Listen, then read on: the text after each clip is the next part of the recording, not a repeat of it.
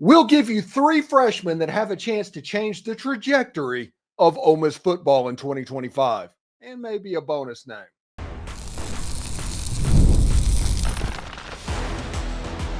You are Locked On Ole Miss, your daily podcast on the Ole Miss Rebels. Part of the Locked On Podcast Network, your team every day.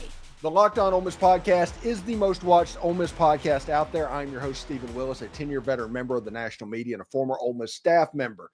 On today's show, we break down Caleb Cunningham and why he's one of the most hyped true freshmen for the Ole Miss Rebels in recent memory. While Cunningham grabs the headlines, Keon Young from Lakeland, Florida, and Devin Harper from Shreveport, Louisiana might even be more crucial because of the immediate impact they might make. These freshmen could completely change how people talk about Ole Miss a year from now. Plus, Ole Miss's men's basketball team took down the Oklahoma Sooners, locking in a 500 SEC record, and Ole Miss baseball continues its red-hot start. We're free and available on all the podcast apps and on YouTube. Thank you for making Locked On Ole Miss your first listen every day, and a special hello to the insiders and everydayers who make this show what it is. And don't forget to find a second listen on the network, Chris Gordy at Locked On SEC or Corey Burton at Locked On Vandy they have other perspectives on Ole Miss, the SEC, college football, the whole 9 yards. So check them out. Today's episode is brought to you by FanDuel. Right now, new FanDuel customers can get $150 in bonus bets if that first $5 bet wins. So we were looking at topics for today's show, and it was one of those things that was very hard. You know, we almost won a basketball game over the weekend. Baseball is continuing a red-hot start, but we wanted a football topic for today. So we decided to go with these are 3 players that have a chance to completely change the trajectory for Ole Miss football. 3 freshmen, and we're going to give you a bonus name and why he didn't make this list as well. And it's kind of interesting because we're going to start off with Caleb Cunningham. Caleb Cunningham is an unbelievably hyped freshman. And a year ago at this point, he was basically having happen what is happening with Tristan Keys, to where there's no way he was going to Ole Miss because he's going to go to Alabama or Tennessee or LSU or any other of 15 schools that is not Ole Miss. That is where Caleb Cunningham was going to end up. Caleb Cunningham committed to Alabama. He was immediately bumped to a 5-star recruit. He decommitted from Alabama and flipped to Ole Miss in November, and he went immediately down to a 4-star recruit, but that doesn't change how good of a player this is. We watched the state championship game with Caleb Cunningham, and he looked unbelievably smooth. Honestly, there was a lot of A.J. Brown after the ball that you had to deal with Caleb Cunningham. He was a big guy at Choctaw Central, made play after play, and led his team to a state championship. Really good football player and an elite wide receiver. Now, the catch on this player is he's not coming until July or June into the summer. Now, when you have a wide receiver, you expect them to have a little bit more of an impact moving forward, but he is going to start fall camp as a legit true freshman.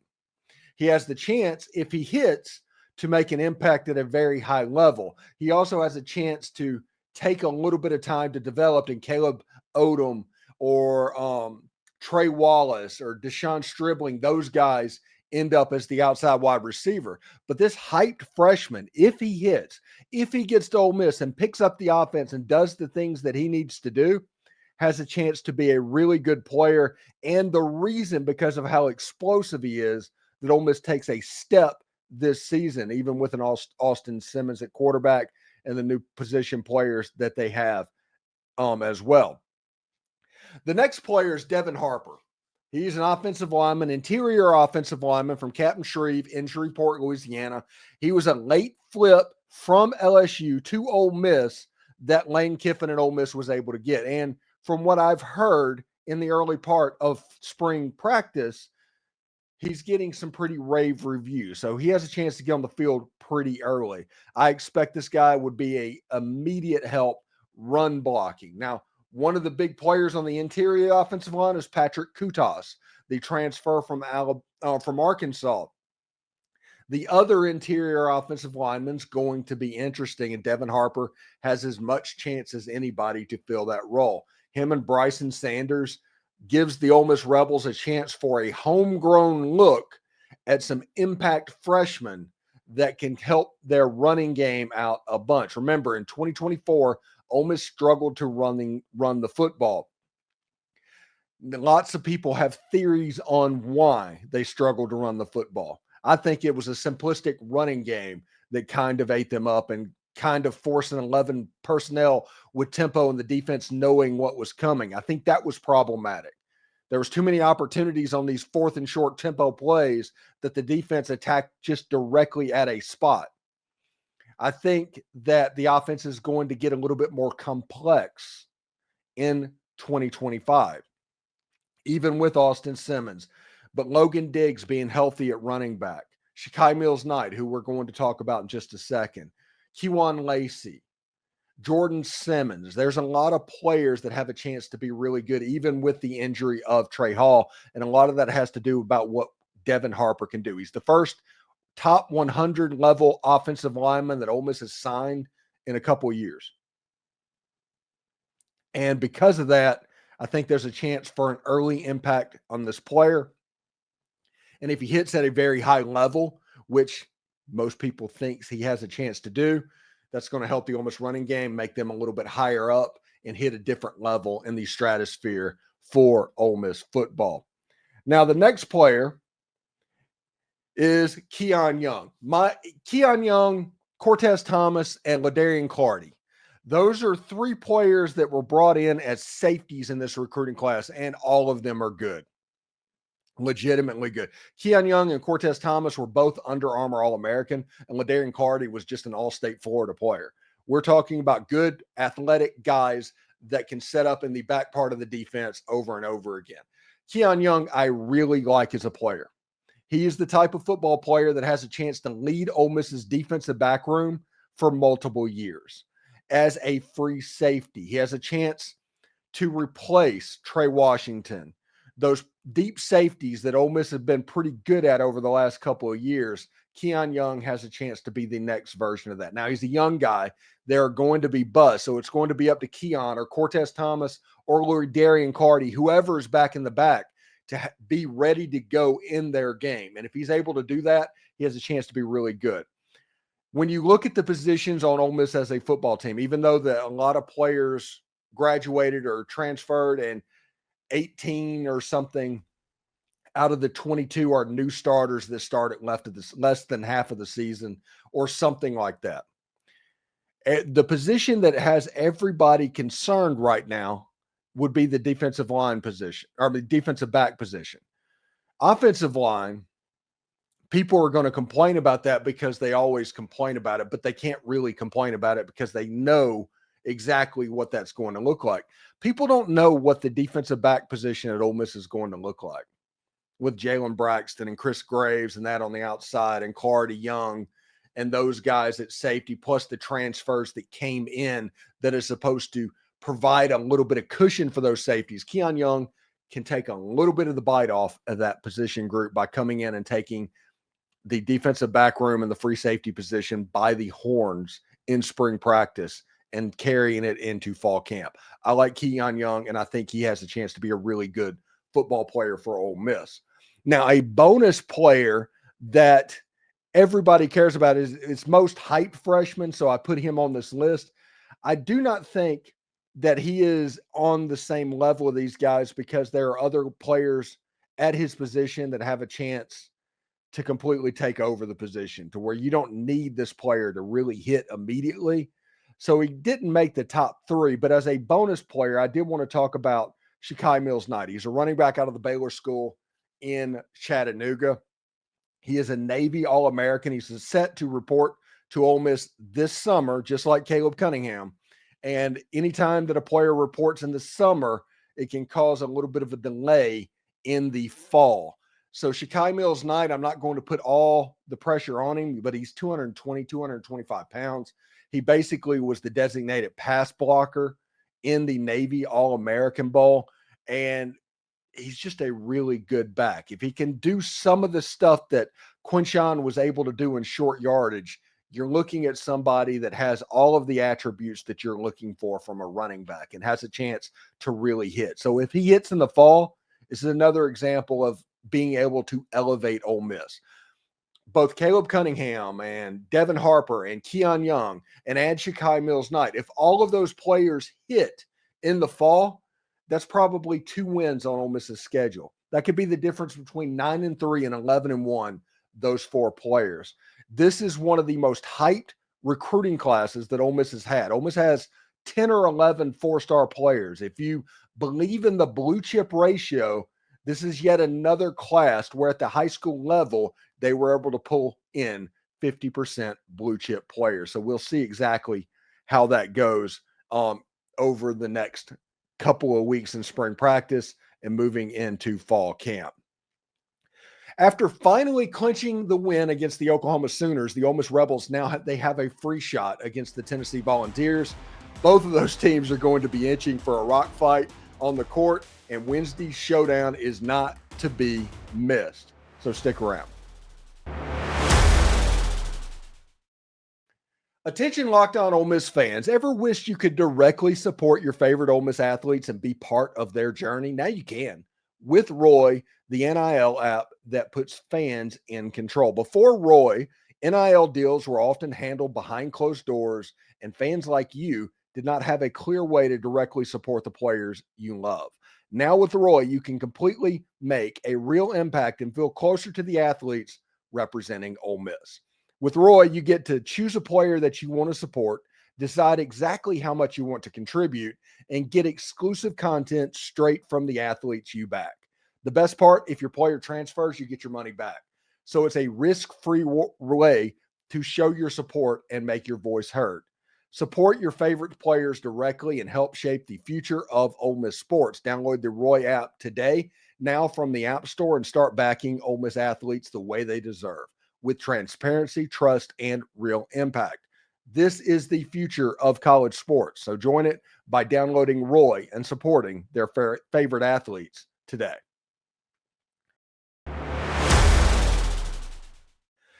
So Ole Miss got a big win, and I do want to thank everybody for kind of being patient with me on Saturday. I had some family stuff to take care of. Ended up watching the game at a walk-ons in Lakeland, Florida. Ole Miss was able to pull it out. It was an interesting game. And first of all, Ole Miss needs to stop with the alley-oops, but we'll talk about that in just a little bit. Ole Miss and Sean Pedulla hit a major three-point shot that gave Ole Miss a 1-point lead with like 19 seconds left. They had an inbounds pass with 6 seconds left. Chris Beard drew up an absolutely massive inbounds play that resulted in a run out from Matthew Murrell. Matthew Murrell hit 2 free throws. He was intentionally fouled. It was named a flagrant. Ole Miss got the ball, and they set it up to where Oklahoma had to throw like an 85-foot shot up for the tie. In this game, Ole Miss ended up shooting over 50% for the game, 50.9%, 8 for 24 on three-point shots, including the last shot by Sean Pedulla, who had a day.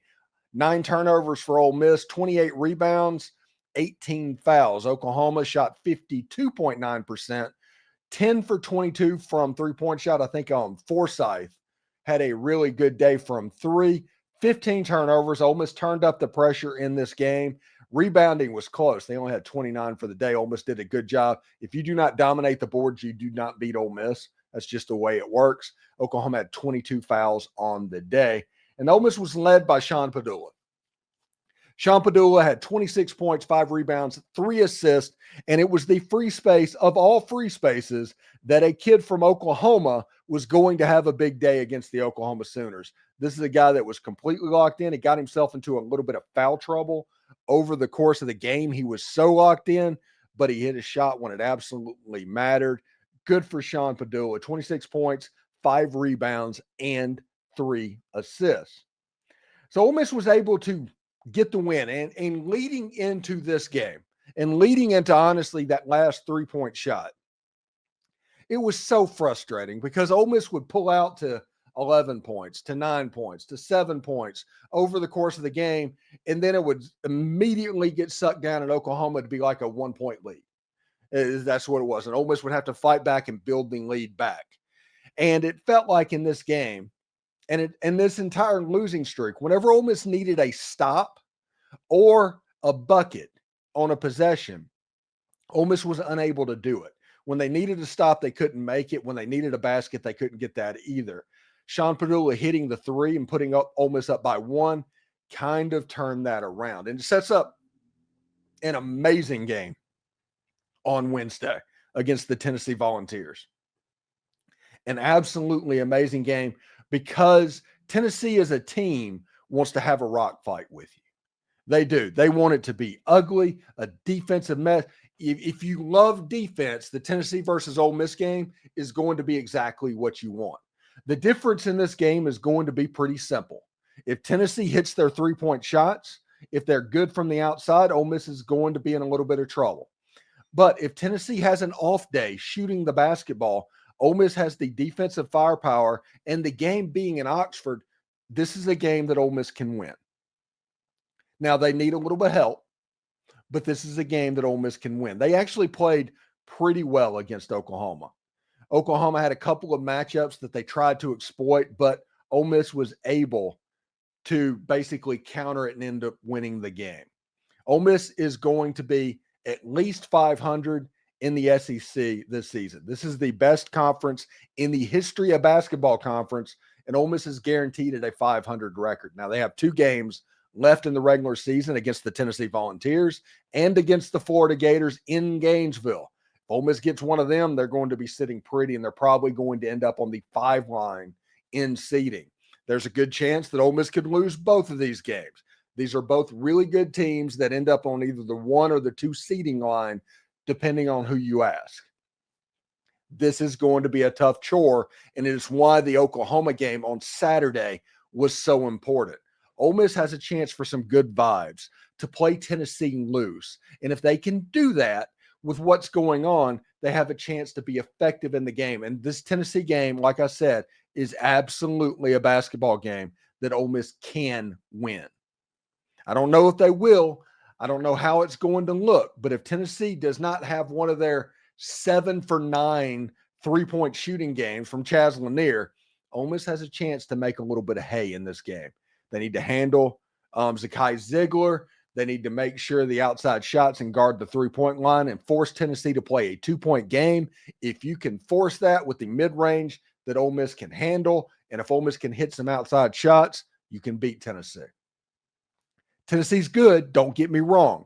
They are a really good basketball team, but they're a team that's gettable because of the way they play. Now, they can send you to the dentist office to where there's 5 minutes of just nothing happening. And Ole Miss has had scoring droughts all through this run over the last couple of games. If Ole Miss can prevent those gaps, that's going to be pretty important as well. We'll see exactly what happens. I'm looking forward to this game because Ole Miss, if they can beat Tennessee and they have the talent and the ability to do it and all of that stuff, if they can win that game, they have a chance to end up on the 5 line in the NCAA tournament. That would be a massive, massive game as 2 major quad run games are on Ole Miss's schedule at the end of this season. It's going to be awesome. Ole Miss is going to likely go into Nashville with only trying to make the vibes good going into the NCAA tournament. Ole Miss is in the tournament, solidly in the tournament, like not even a question if they're in the tournament. So we'll see exactly how it goes. I'm not going to say the Tennessee game doesn't matter because you can improve your seeding, but you probably can't hurt it. So it's kind of a win-win situation in these last 2 games where you just get to go out and try to make something happen because you've done everything that you've been asked to do and everything that has been asked of you to do to get to the NCAA tournament. So we'll see exactly what Ole Miss does on Wednesday and Saturday and getting ready for the SEC tournament in Nashville as well. You know, when the game tips off, the NBA action, I should say, coming up at our final segment, Ole Miss baseball sweeps Wright State to kick off the season 10-1. See how the Rebels are heating up this season only on the Locked On Ole Miss podcast. Next. When the game tips off, the NBA action is just getting started, and there's no better place to get in on the action than with FanDuel. It's America's #1 sports book. With FanDuel, you can place live bets throughout the game. So even if you miss the opening tip-off, or if you want to bet on a fourth quarter comeback, you can stay in the action. And if you're looking for a bigger payout, why not combine your live bets into a same game parlay? Example, I love using FanDuel's live betting feature because it keeps every moment of the game exciting. Whether I'm backing my team for a late game rally or picking a player to hit a clutch three, I feel like I've never missed my chance. Plus, the app is super easy to use. And when you win, you get paid instantly. Right now, new FanDuel customers can get $150 in bonus bets if that first $5 bet wins. Just visit FanDuel.com to join today. That's FanDuel.com. 4-year shot at $150 in bonus bets. Make every moment more with FanDuel. It's an official sports betting partner of the NBA. So the NFL Combine was this weekend, and it was interesting. And if you followed me on social media, you know how I feel about the Combine. And the Combine's only a thing because colleges recruit to the Combine, and they've made this made-for-TV event. It's basically a televised football camp of what's going on. But if you look at the televised football camp, Jaxson Dart had a really good day for himself.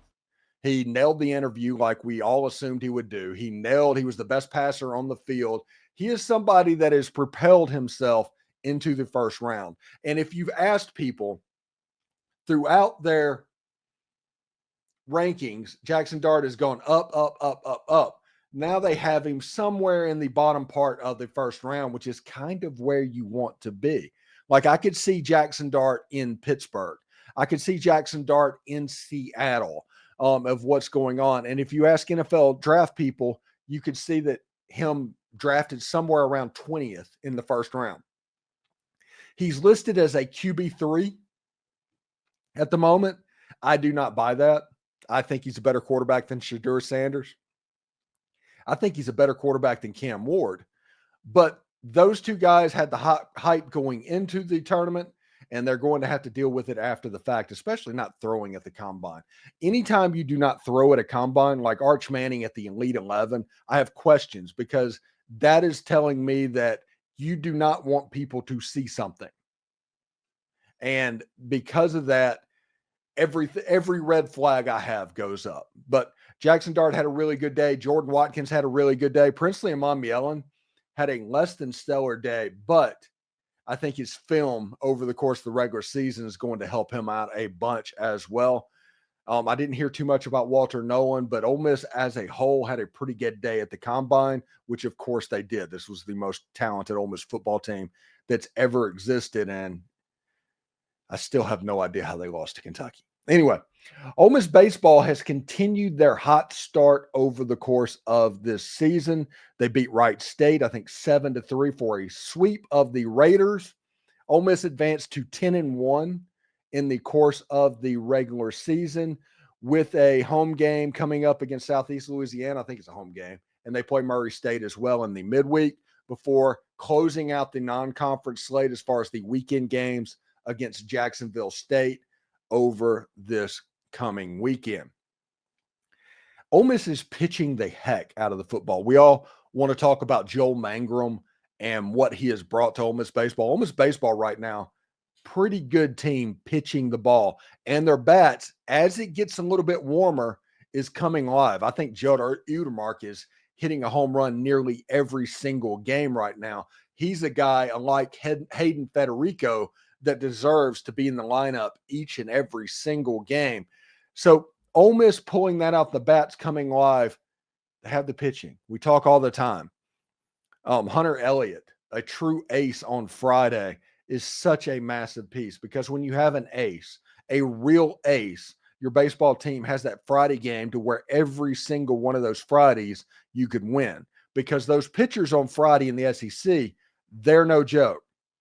You need somebody that can match up, and Ole Miss hasn't really been able to do that over the last 2 years. So we'll see in this baseball season how it looks. If Ole Miss can win their midweek games can be tricky. I understand that.